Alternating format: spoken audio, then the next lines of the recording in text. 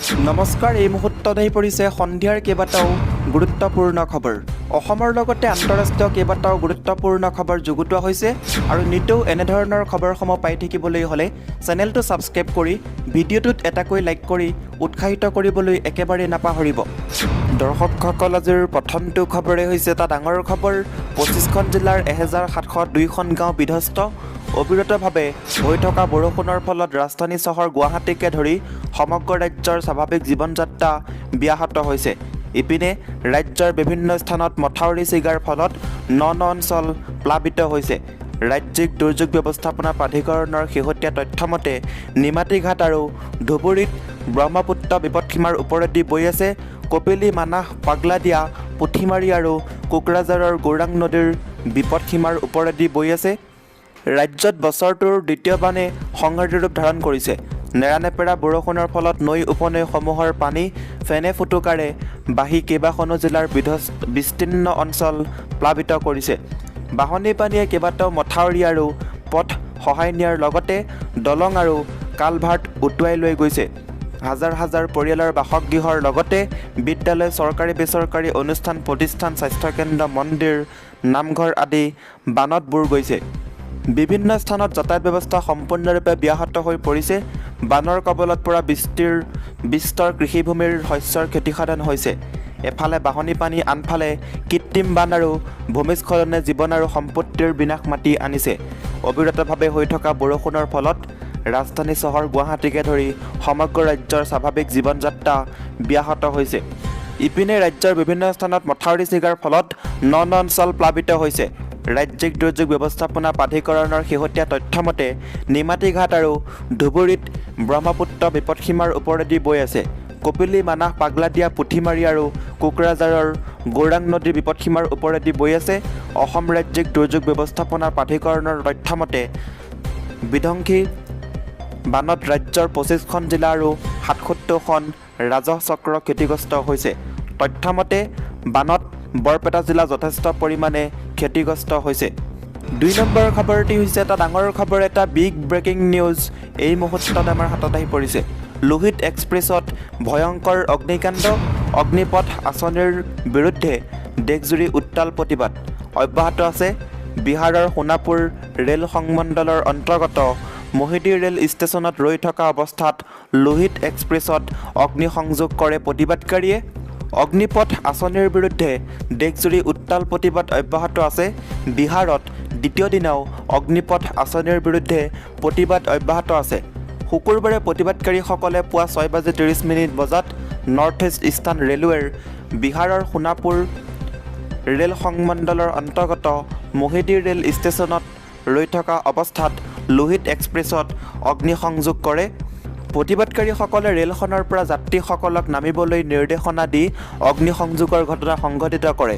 এই ভয়ংকৰ অগ্নিকাণ্ডত জম্মুৰ পৰা গুৱাহাটী অভিমুখী আহি থকা ৰেলখনৰ 4টাকৈ ডবা দাও দাওকৈ জ্বলি ছাৰখাৰ হয়। ঘটনাৰ লগে লগে CRPF আৰু অগ্নি নিৰ্বাপক বাহিনীয়ে ঘটনাস্থলীত উপস্থিত হৈ জুই নুমুৱাবলৈ সক্ষম হয়। উত্তৰ পূব সীমান্তৰ ৰেলৱেৰ পৰা জনোৱা অনুসৰি এই অগ্নিকাণ্ডৰ ঘটনাত কোনো যাত্ৰী হতাহত হোৱা নাই বুলি জানিব পৰা গৈছে। ইফালে উত্তৰ প্ৰদেশৰ বালিয়াত ৰেল ষ্টেচনত বিশাল জনসমাগমৰ সৃষ্টি হৈ উত্তাল প্ৰতিবাদ সাব্যস্ত কৰে। 3 নম্বৰ খবৰটি হৈছে ৰঙিয়াত ভয়ংকৰ বানে প্ৰাণ ল'লে এজনৰ। ৰঙিয়াত অঘটন। প্ৰবল বানে কাহিলে এজনৰ প্ৰাণ। বানৰ সোঁতত পৰি সলিল সমাধি ভৱেশ কলিতা নামৰ ব্যক্তিজনৰ। গোধনৰ বাবে খাদ্যৰ যোগাৰ কৰিবলৈ গৈছিল ভৱেশ কলিতা। প্ৰবল সোঁতত পৰি সন্ধানহীন গোশালাৰ কৰ্মচাৰী ভৱেশ কলিতা। SDRF বাহিনীৰ অভিযানত উদ্ধাৰ ভৱেশ কলিতাৰ মৃতদেহ। ভৱেশ কলিতাৰ মৃত্যুত সমগ্ৰ অঞ্চলটোত শোকৰ ছাঁ পৰিছে। 4 নম্বৰ খবৰটি হৈছে বানপানীক লৈ নতুন নিৰ্দেশনা। বানপানীক লৈ তামোলপুৰত নতুন নিৰ্দেশনা জাৰি কৰা হৈছে। মৎস্য চিকাৰ কৰাত জাৰি কৰিছে নিষেধাজ্ঞা। তামোলপুৰ জিলা প্ৰশাসনে গ্ৰহণ কৰিছে এই সিদ্ধান্ত। নিশাৰ ভাগৰ পৰা কাৰ্যকৰী হৈছে এই নিয়ম। পৰৱৰ্তী নিৰ্দেশ নিদিয়া পৰ্যন্ত বানপানীত কৰিব নোৱাৰিব মৎস্য চিকাৰ। বৃহস্পতিবাৰে মাছ মাৰিবলৈ গৈ নিহত হৈছিল এজন লোক। মাছ মাৰিবলৈ গৈ বানপানীত উটি গৈছিল 5গৰাকীকৈ যুৱক। এই ঘটনাৰ পিছতেই 6ম জিলা প্ৰশাসন। ইয়াৰ লগতে 5 নম্বৰ খবৰটি হৈছে বুঢ়ালুইতৰ বুকুত জাহ গ'ল মছজিদ। চতিয়াত ব্ৰহ্মপুত্ৰৰ খহনীয়াই লৈছে ভয়ংকৰ ৰূপ। নৈৰ বুকুত জাহ গ'ল মছজিদ, উটি গ'ল 2 নং ভোজমাৰী ৰাজহ গাঁৱৰ মছজিদ। আতংকিত গাঁওবাসী, জলসম্পদ বিভাগৰ চূড়ান্ত অমনোযোগিতাৰ অভিযোগ। কেমেৰাৰ সন্মুখতে উটি গ'ল এটা মছজিদ। বিশ্বনাথ পানপুৰ মথাউৰিলৈও আহিছে ভাবুকি। ইয়াৰ লগতে দৰ্শকসকল 6 নম্বৰ খবৰটি হৈছে ৰাষ্ট্ৰীয় ঘাইপথৰ দলং ছিগি আবদ্ধ শ বাহন। ৰাষ্ট্ৰীয় ঘাইপথৰ দলং ছিগি আবদ্ধ শ বাহন। ৰাজ্যজুৰি বানৰ তাণ্ডৱ, পানীৰে উপচি পৰিছে ৰাজ্যৰ নদ নদীসমূহ। বহু অঞ্চল বানৰ কবলত। আজি পুৱাই গহপুৰত ৰাষ্ট্ৰীয় ঘাইপথত দলং ছিঙে। চক্ৰং নদীৰ ওপৰত থকা দলং ছিঙি শ যান বাহন আবদ্ধ হৈ যাতায়াত সম্পূৰ্ণৰূপে বন্ধ হৈ পৰে। এই মুহূৰ্তত আপোনালোকক কিছুমান দৃশ্যাংশ দেখাবলৈ চেষ্টা কৰিছোঁ। নিশ্চয় আপোনালোকে দৃশ্যাংশসমূহ দেখিবলৈ পাৰিছে। বান পৰিস্থিতি ক্ৰমাৎ জটিলৰ পৰা জটিল হৈ পৰিছে গহপুৰত। চক্ৰং ব্ৰহ্মাজান নদী বাঢ়নী পানীয়ে তাণ্ডৱ চলাইছে গহপুৰ মহকুমাৰ বিভিন্ন প্ৰান্তত। এয়া চাওক, দলঙৰ অৱস্থা চাওক, কেনেকৈ বানে দলং সহায় নিছে। আপোনালোকে এই মুহূৰ্তত দৃশ্যাংশসমূহ দেখিবলৈ পাৰিছে। পুৱা প্ৰায় 2 ঘণ্টাৰে পৰা গহপুৰ চহৰৰ 15 নং ৰাষ্ট্ৰীয় ঘাইপথত আবদ্ধ হৈ আছে শ যান বাহন। ঘাইপথত থকা এখন দলঙৰ 2 মূৰ সহায় নিলে চক্ৰং নদীয়ে, যাৰ ফলত যাতায়াত সম্পূৰ্ণৰূপে বন্ধ হৈ পৰে। ইয়াৰ লগতে দৰ্শকসকল 7 নম্বৰ খবৰটি হৈছে ঢলা-শদিয়া দলঙৰ খুঁটাত ফাট।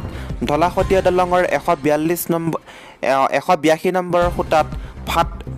ঢলা-শদিয়া দলঙত ফাট মেলা ঘটনা কেন্দ্ৰ কৰি আতংকিত হৈ পৰিছে জনসাধাৰণ। 2 দিনৰ ভিতৰতে মেৰামতি সম্পূৰ্ণ কৰাৰ প্ৰতিশ্ৰুতি অভিযন্তাৰ। ঢলা-শদিয়া সংযোগী ডক্টৰ ভূপেন হাজৰিকা সেতুত ফাট। দলংখনৰ 182 নম্বৰ খুঁটাটোত ফাটমেলা পৰিলক্ষিত হৈছে।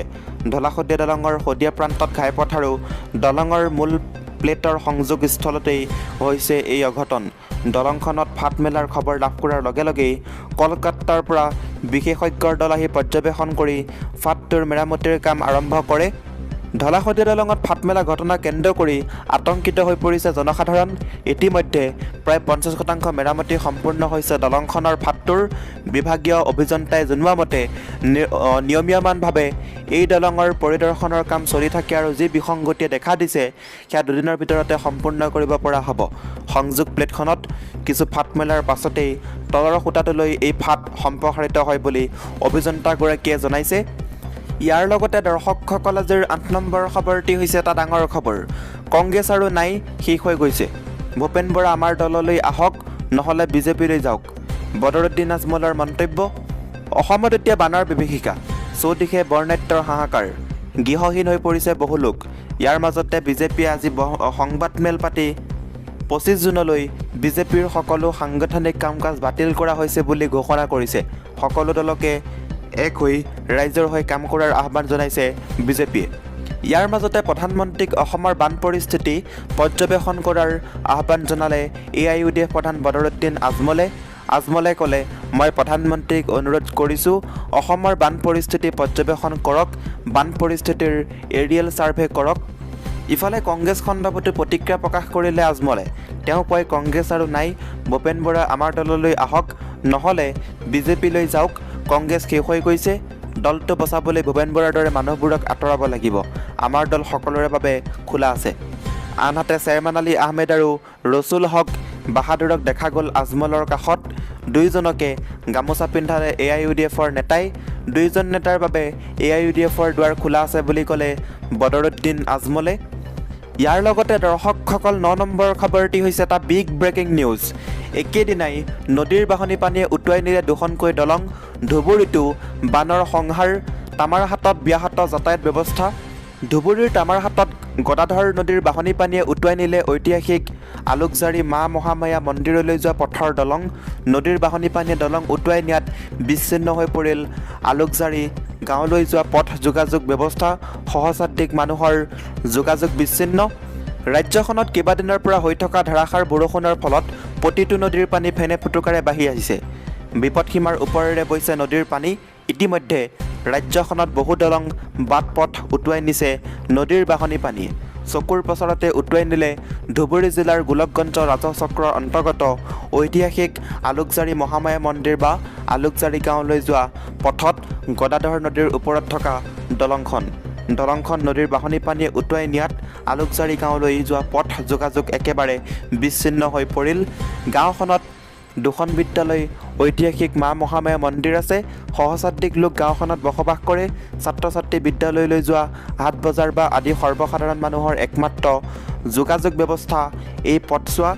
স্থানীয় ৰাইজে চৰকাৰক অনুৰোধ জনাইছে নদী পাৰাপাৰ হ'বলৈ ব্যৱস্থা গ্ৰহণ কৰাৰ বাবে। আনহাতে কোকৰাঝাৰ জিলাৰ গোসাইগাঁৱত শংকোষ নদীৰ পানীয়ে উটুৱাই নিলে এখন কাঠৰ দলং। গোসাইগাঁৱৰ জীয়াগুৰিত নদীৰ বাঢ়নী পানীয়ে দলংখন উঠাই নিয়াত যাতায়াত ব্যৱস্থা বন্ধ হৈ পৰে। ইতিমধ্যে শংকোষ নদীৰ বাঢ়নী পানীয়ে মজাতি নদীৰ কাঠৰ দলংখন সহায় নিয়াত 10খন অধিক গাঁৱৰ যোগাযোগ ব্যাহত হৈ পৰে। উক্ত দলংখনেৰে গোসাইগাঁও, কাশিয়াবাৰী, চৰাইবিল, বাজুগাঁও, জীয়াগুৰি, পাথৰিগুৰি, জয়মা, গমনা আদি 10খনৰ অধিক গাঁৱৰ ৰাইজে চলাচল কৰি আহিছে। আজি পুৱতি নিশা ফেনে-ফেটকাৰে বাঢ়ি অহা শংকোষ নদীৰ পানীয়ে দলংখন ভাঙি নিয়াৰ উক্ত অঞ্চলৰ ৰাইজে চিন্তিত হৈ পৰিছে, কিয়নো হাট বজাৰ, স্কুল, কলেজ, চিকিৎসালয়ত যাবলৈ একমাত্ৰ দলং আছিল এইখন। দৰ্শকসকল, আজিৰ এই ভিডিঅ'টোৰ মাধ্যমেৰে আপোনালোকক বহুকেইটা গুৰুত্বপূৰ্ণ খবৰ দিব চেষ্টা কৰিলোঁ। যদি খবৰকেইটা শুনি ভাল লাগিছে, লাইক কৰিব, শ্বেয়াৰ কৰিব, চেনেলটো ছাবস্ক্ৰাইব কৰিবলৈ নাপাহৰিব। এনেকুৱা ধৰণৰ গুৰুত্বপূৰ্ণ খবৰ নিতৌ পাই থাকিবলৈ।